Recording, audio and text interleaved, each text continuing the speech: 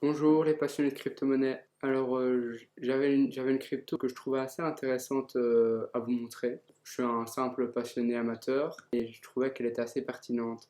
Elle s'appelle Cero, donc là elle est en Cero USDT, donc la plateforme crypto.com. La plateforme crypto.com, j'imagine que tout le monde la connaît, elle est très connue par ses cartes. Pour ces cartes, il faut stacker donc des CRO. Alors la majorité des personnes qui ont cette carte ont sûrement celle avec 2500 CRO.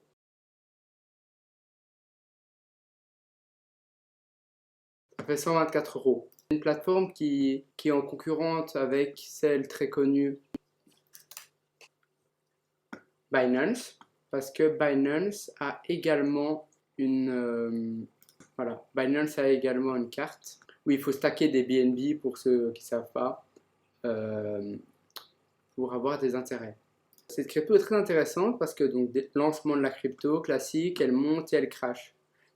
Mais en analyse fondamentale, moi, encore une fois, vous faites ce que vous voulez, mais moi, je pense qu'elle est bien pour du long terme parce que elle est bien descendue. Elle a perdu pratiquement 69% depuis son ATH. 9%, la plateforme va sûrement bien se développer par la suite, donc elle est fort intéressante. Alors, en analyse technique, alors je suis un petit amateur de l'analyse technique, on peut voir ici qu'on a une résistance. Je vais enlever les ce sera plus simple. On a également ici une deuxième résistance, tac, et également ici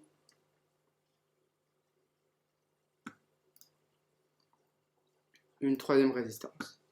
Donc, elle est légèrement en train de consolider. Donc là, chaque bougie japonaise représente une journée.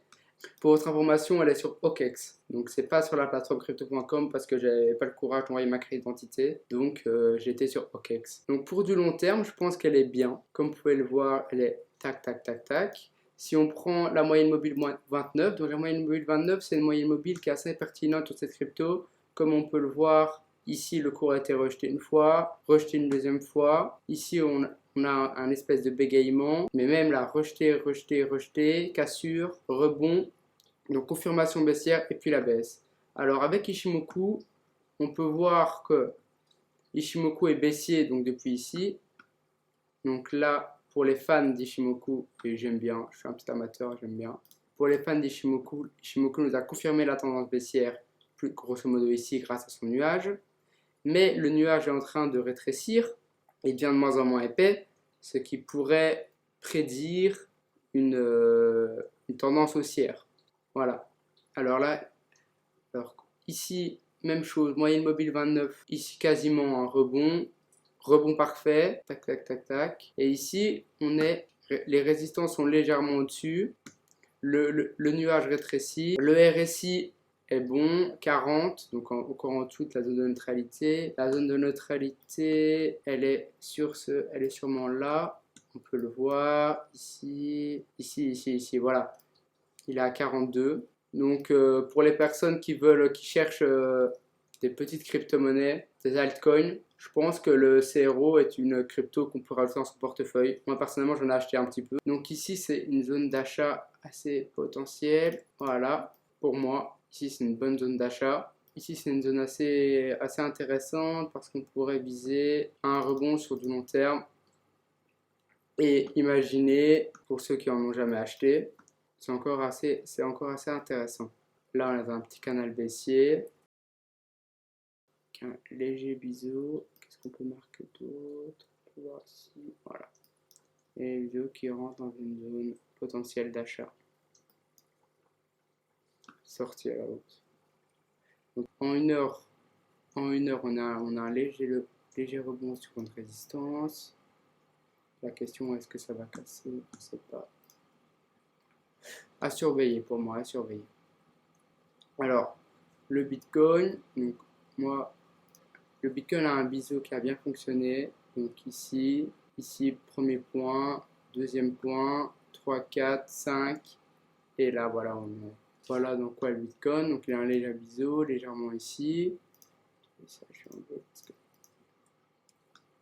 Le Bitcoin a une résistance qui a très bien fonctionné. Il a une zone de résistance là, une zone de résistance là. Le RSI est baissier, il a légèrement pris, il est à 61. On a là une zone assez sympa. Elle est un peu plus haut. Excusez-moi si je me parle à moi-même. Ouais, c'est moins propre. Ouais, on pourrait la mettre ici, intact. Voilà. Donc il a rebondi sur une résistance sur le RSI. Il pourrait continuer à s'affaisser. Il a quand même pas fait un point le plus haut. Donc pour moi, le Bitcoin, il n'y a pas trop. Encore une fois, je répète, je suis pas un grand expert en analyse technique. Ça, ici, c'est un peu compliqué. Je vais essayer d'analyser. On a d'ailleurs notre Ichimoku qui est en 4 heures, toujours haussier, avec résistance en dessous. Ça va. Mais alors, on peut voir qu'on a une résistance ici, une ici aussi. Oh là, c'est là.